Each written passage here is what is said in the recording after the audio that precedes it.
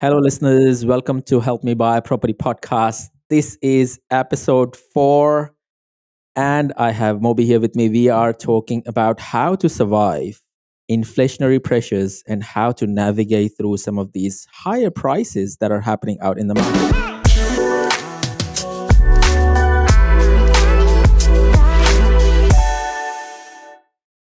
Welcome, Moby, on the show again. Oh, thank you for having me again today, Moxin. And the topic you picked today is of huge importance right now, and I think all the topics we have been picking up have been very close to heart in terms of we are in the midst of these inflationary pressures, and bank keeps sending these letters saying we are raising your interest and your minimum payment is going from X to Y, and they're not stopping. And I don't think it's anytime soon it's going to stop. So I guess it's very important for even the people who are not investing right now, mom and dads who had fixed interest rate for some time. That's coming to an end, and that will have a huge impact. I was listening to the news and reading some articles, and they're saying for an average household, the increase of monthly repayments is somewhere around $1,500, and the wages haven't kept speed with that. So I think it's a huge, huge problem which we need to tackle. I guess it will ease up, but I'm not sure when. So I guess we would like to talk about today how to deal with them. And I guess the first question I pose to you is, under these circumstances, is cash flow more important than the growth? Yeah, awesome. And look, I think all of that resonates so much with me, right? I think we've been taught from a very young time that cash is king, right? And so it's not really cash, it's really cash flow that, we need to be focused on. So, of course, when it comes to times like today or times like inflationary times, it's always cash flow that takes more precedence than the growth.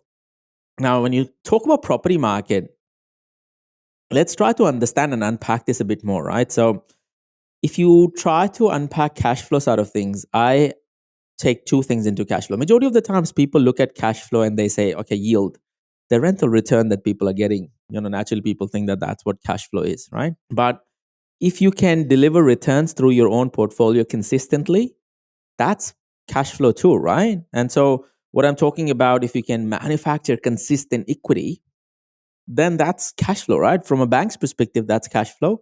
You're doing it consistently, religiously, that's cash flow as well. And so if you think about growth, growth is you waiting for the market to deliver equity growth to you, increase in price to you, right? And what you're doing is you are basing your future on someone's willingness to pay you more. You're waiting on the market's mercy to deliver that to you. Is it bad? No, it's good. If it's done properly and if it's done accurately, using the data to your advantage, of course, it makes a lot more sense. But don't just focus on a single side of the equation. Don't just focus on, oh, I'm going to go out for growth and not worry about cash flow. Okay. And so when you rephrase your question, is cash flow better than growth or is growth better than cash flow? The answer is it depends on where you are on your journey, right? Cash flow as yields is very important as a first time investor to provide shelter, to absorb shocks, to have a multi exit strategy property in your property portfolio is potentially the key to continue to building the portfolio. Okay. As a first time investor, you really get no choice, right? You have to catch the growth and you have to do it safely. And the only way safe is by adding buffers, which means that you need to have rich cash flow so that the bank is your friend, remains your friend, while you are protecting yourself from the macro environment. Yeah, that is quite interesting, and you bring about a few things. And I think when I was doing my degree in business, and I was sitting in economics class, and my teacher asked, "What is the price of something?" And price of something is what someone is willing to pay at given time, and that kind of is very important to understand. So I guess that component where people someone's willing to pay something, but at the same time, my question, and I think it might be a little bit off topic, is that if I'm a first time investor, I have an investment property which is tenanted, single tenant, and I'm getting $500 a week rent. But when I was building that property, the repayments were $350 a week, and suddenly with this inflation, now it's $600 a week. Now I am $100 out of pocket bare minimum every single week. So how do we how under times like this, how do we manufacture equity and use some creative strategies in these circumstances? Definitely. And look, ultimately, people buy in blue chip areas religiously to catch growth, right? They're paper rich, they become a lot of paper rich. And sometimes, buying in these blue chip areas when you are, getting a yield of 4% or 3% makes sense when the interest rates are at 2%, right? People would still put a tick against, oh, this is a cash flow positive property.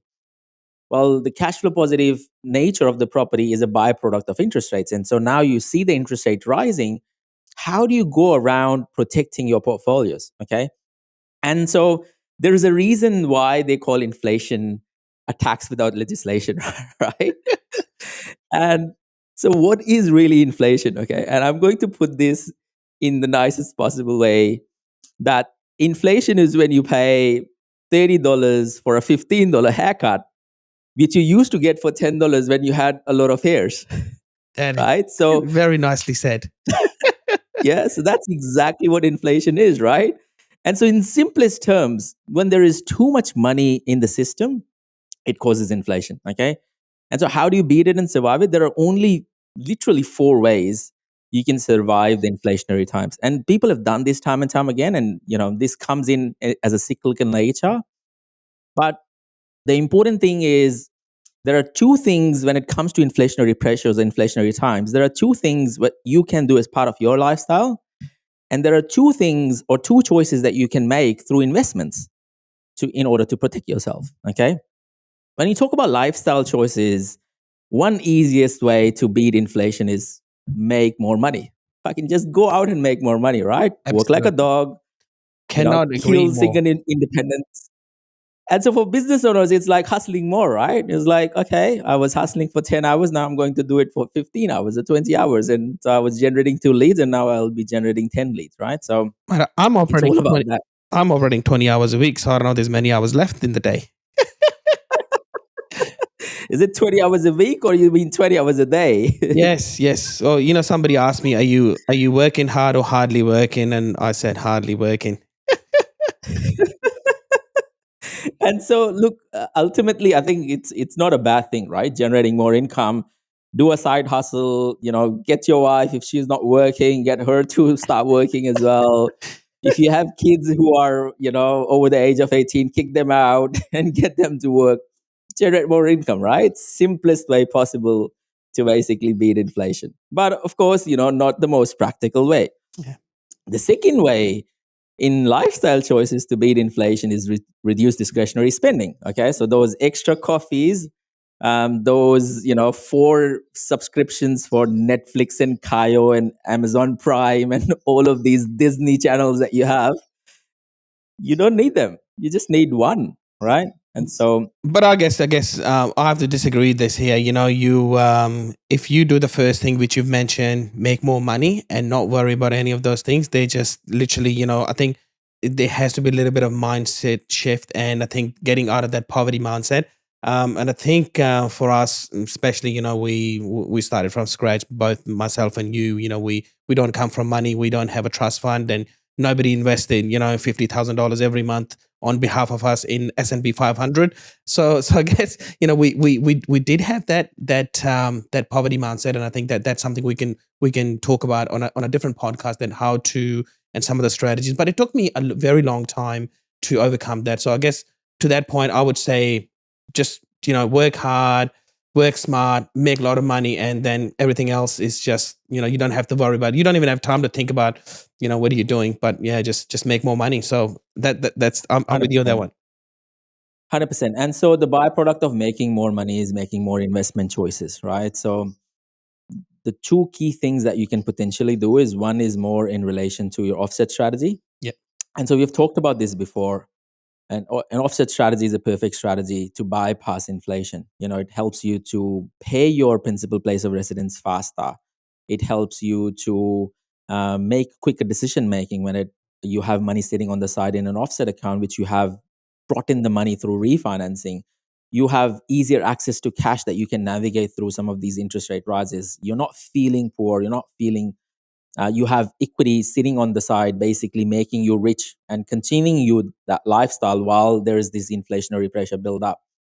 But the second most important thing when it comes to investment choices, while you're making more money, as Grant Cardone says quite rightly, right? You save money. The only reason that you should be saving money is to invest. And so you should be creating portfolios in such a way that they are generating higher rental yields. And so the exit strategy for a lot of these properties that you're talking about, well, I was paying $400 in repayments, now they're 600.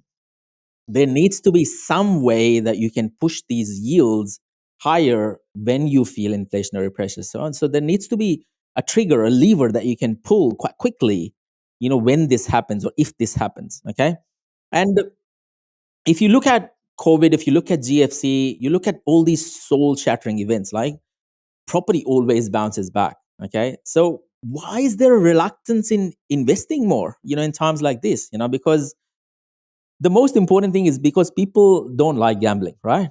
And so when they don't see this short-term growth coming and they see doom and gloom, and people talking about all of this, naturally they fall back to their poverty habits. They fall back to their, I need to save more. I don't need to invest more.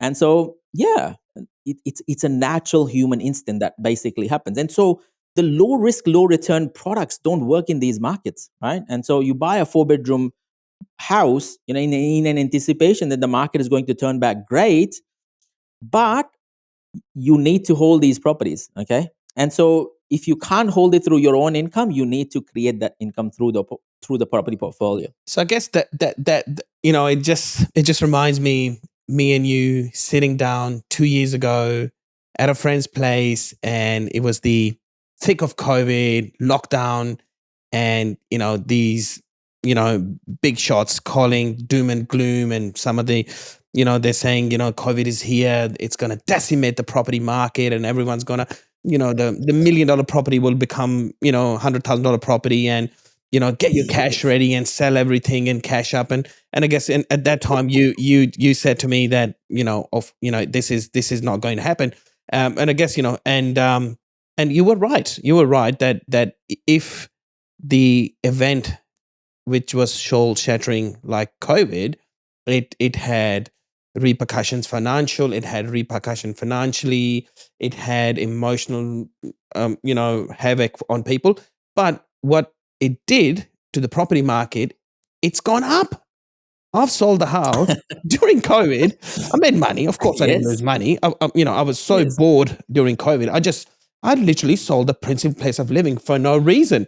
And I said, "Oh, I'm cashed up. I've got $1 million, and I'm just gonna go buy a mansion in Turek when everything just kind of gonna go." But nothing happened. Everything kind of doubled. So I'm in retrospective, I'm thinking, "Oh, I shouldn't have sold." And because the acquiring journey of property, if you're building one, acquiring one, it just takes time. And I guess when you don't have time, you just getting that investment going, it just takes a lot of time.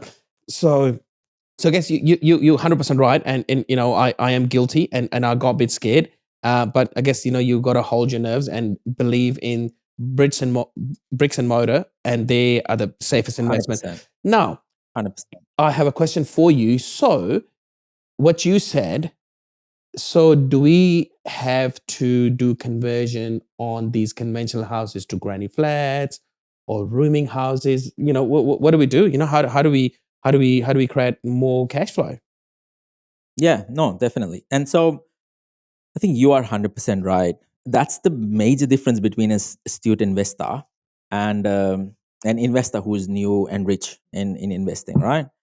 And so an astute investor acts consistently versus a person who is quite new in this space, or a person who's given up into fear speculates. And so consistency is the key. Consistency is about someone who plays safe with evidence and fundamentals, who takes the risks with evidence and fundamentals, right?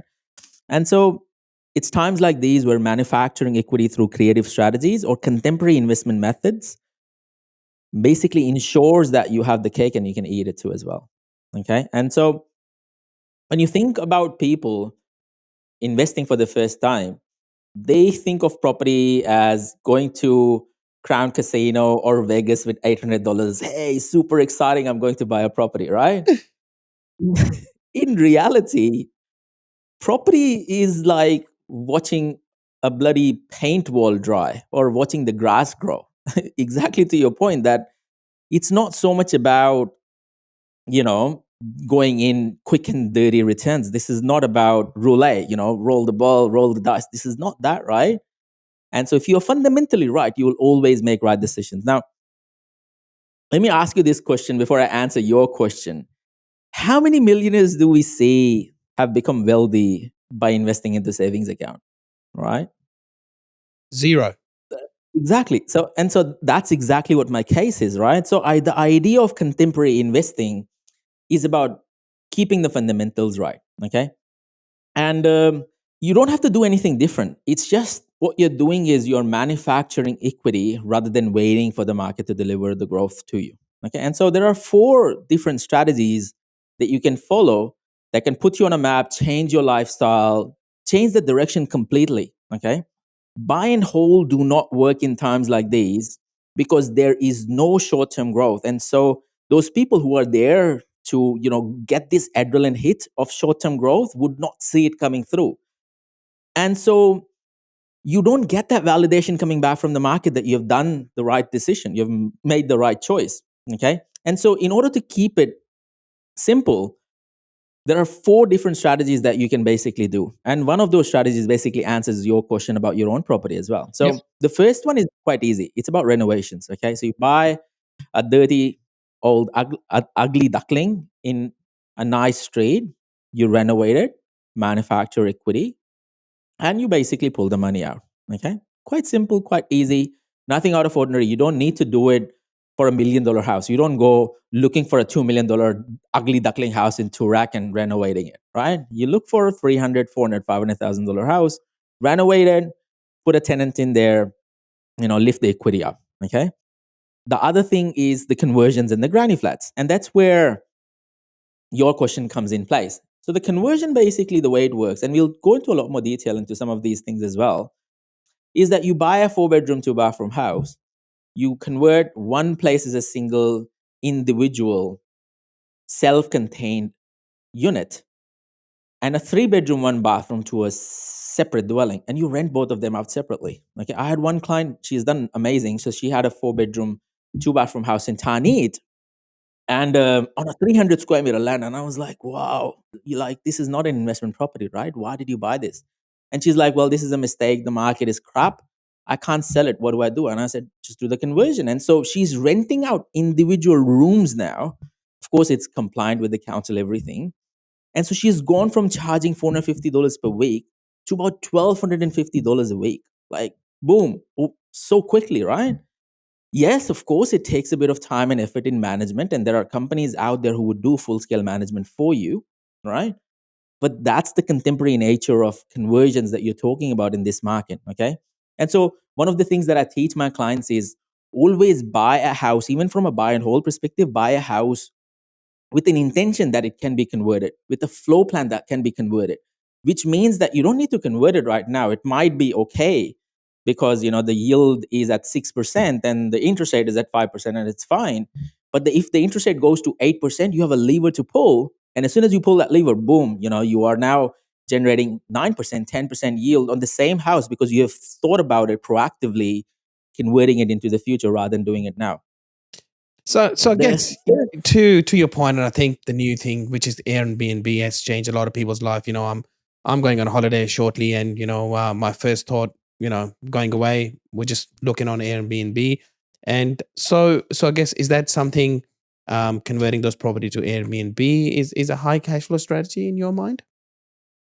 Well, Airbnb is a strategy for non-recessionary times. Okay, so Airbnb is actually a strategy for non-inflationary times, not inflationary times. Okay, and so of course you are rich, you can go out on a holiday, hire an Airbnb, but there is a lot of people who have canceled their holidays because they can't afford it anymore, Hey, right? Moss, rich or poor aside, if you have a wife and if your wife tells you she needs a holiday, she needs a holiday.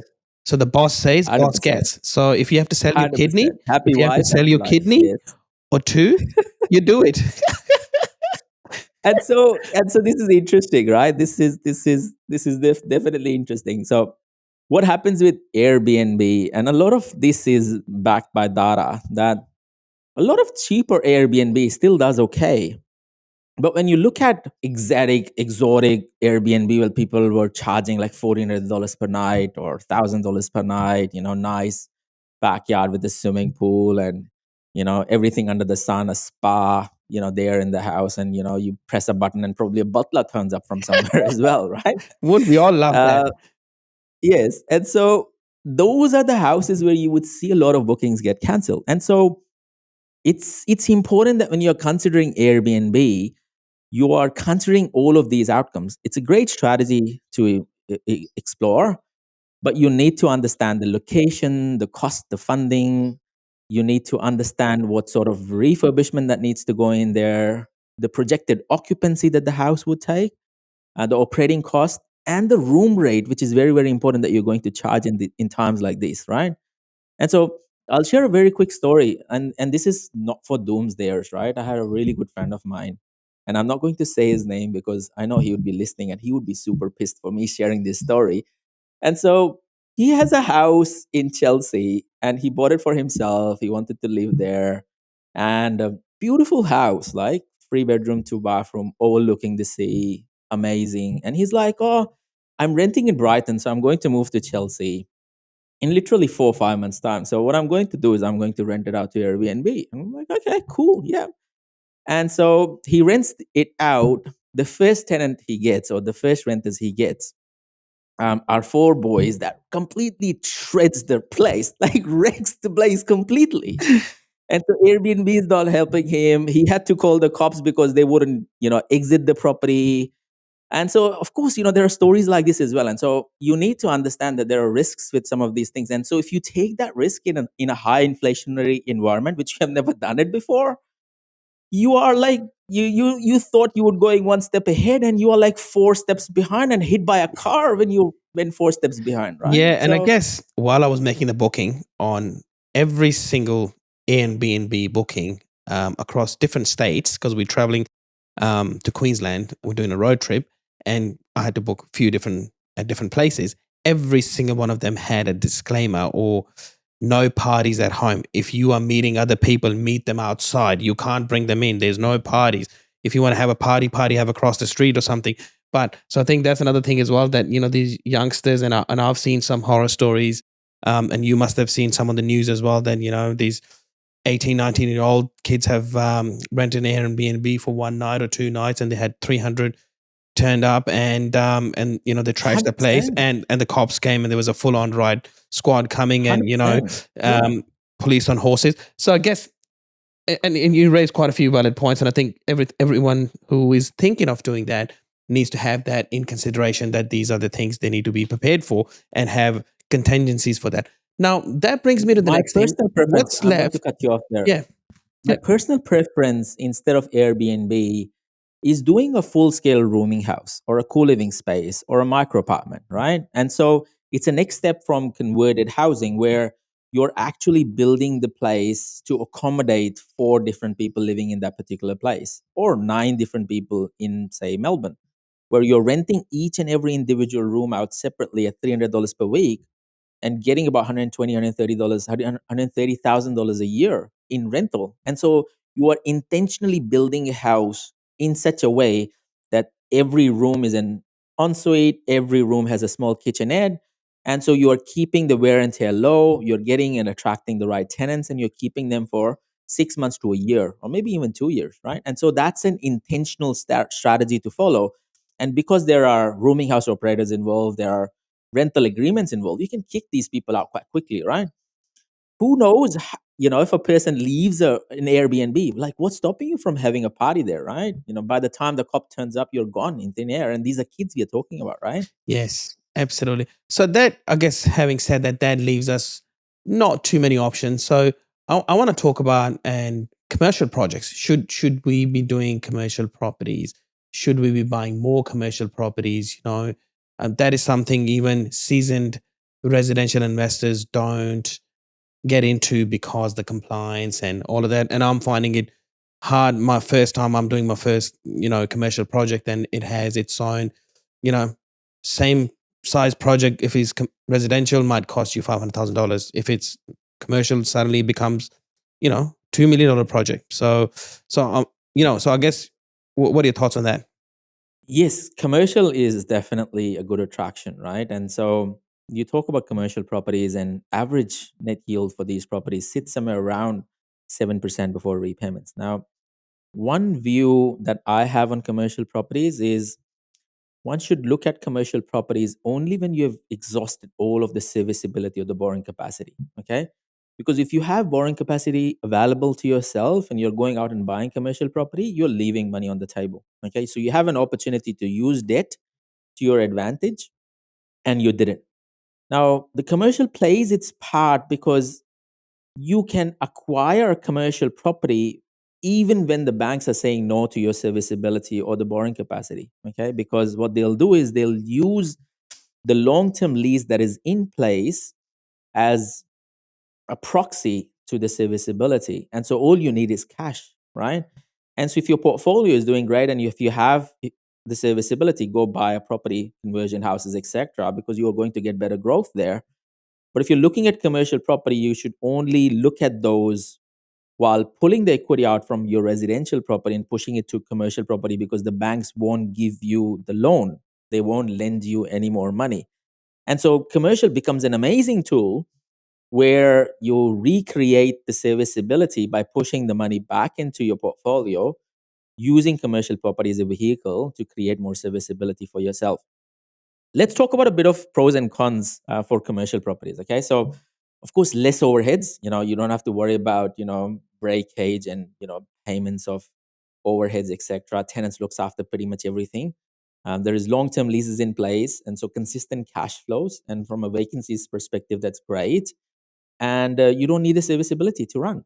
Yeah, but if you talk about the cons, my strong belief is that you can't just acquire one commercial property. You can't be like, oh, I'll just acquire one commercial property and that's it, right? Because the risk is a bit too much. You need to always acquire commercial property, or think about always acquiring commercial property in pairs, because when the vacancies happen in commercial properties, they're usually larger than residential property. It's not like finding a normal tenant, right? So it's not like, 1 month you put it on realestate.com, boom, another person walks in with their luggage, right?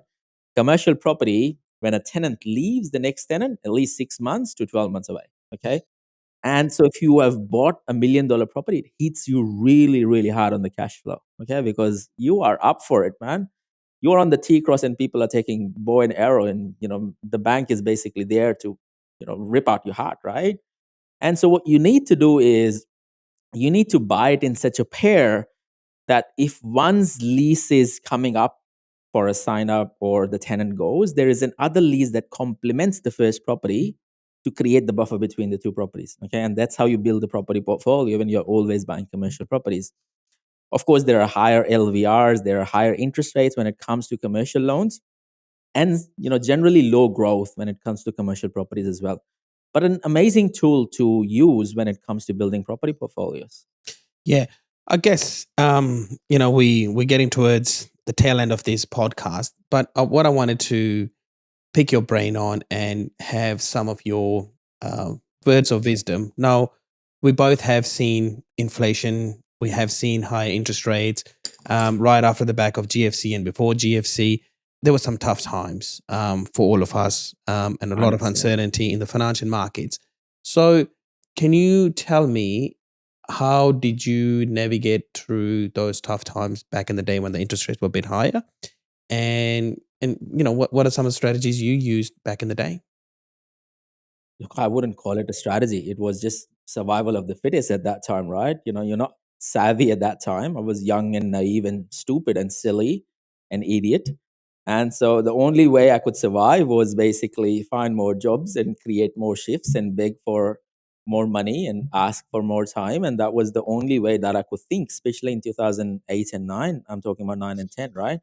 Interest rates are at 8.9%, and you try to be too aggressive. You're a young person and you go in and buy two properties, and then you add the third one without realizing, holy shit, I don't think that I can afford this.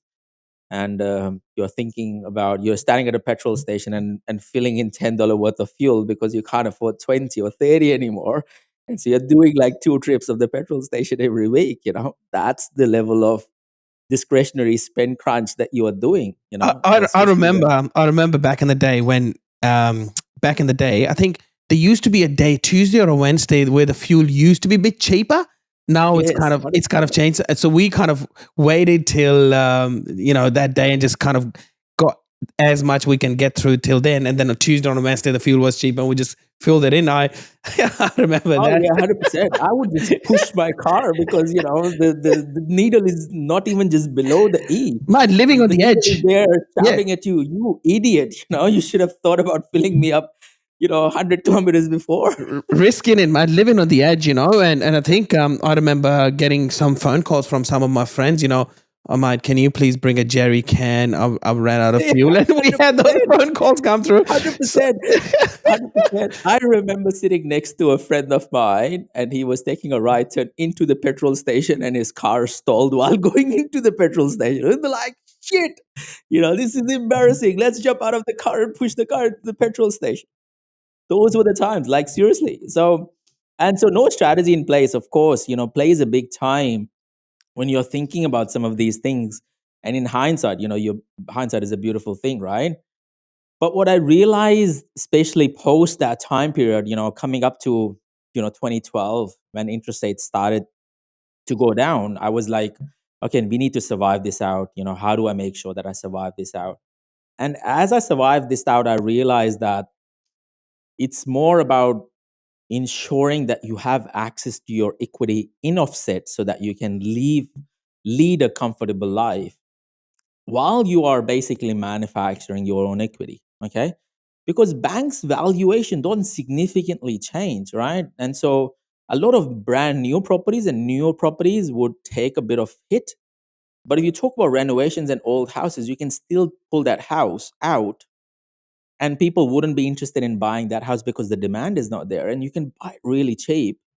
You go in, spend your own effort, buy the paint and the carpets, etc., bring tradies in, do the work, and then revalue the property, get the bank to revalue the property, and they will usually majority of the times give you an extra 80 to $100,000 tops. Yeah, so don't overcapitalize and use that money to your advantage. I strongly believe that the best investments are the investments where you don't put your own money in. Okay, you go in, you go out. And one of the coolest thing that I did was, I still remember, I bought a property for $420,000, spent about 15 or $20,000 in the renovations. So total money up front, including 10, and I was like, 12% LVR. I mean, like 88% LVR, 12% deposit to the bank. And so, going in all in on the debt so that, I'm saving my own cash flow, revaluing it. So, put in new carpets and a new lick of paint, revaluing it at about $535,000, pulling my money out $100,000 again, be like, this is now bank's money. This is not my money, right? And so I've got my money back. The house is mine. Well, technically it's bank's because bank is funding the house, but I own it. So I control the ownership of the place. And so those are the strategies that I started using more often, more frequently. But I ensured that I'm doing those in pockets where the rents were significantly higher. So I don't have to chip in a lot of that. I'm still going interest only. I'm creating that cash flow for myself through manufacturing equity. Moss, thank you very much. Silly season is upon us. People are, doing silly things and good things, and we're finishing the year. I wish everyone have a great holiday period and stay safe. It is tough times; they will pass, and tough people will survive it. And I think it's just you got to have the right strategy in place and have right mentors like yourself. Thank you very much, and peace out. Thank you very much, guys. Keep investing, stay safe, be kind. Adios.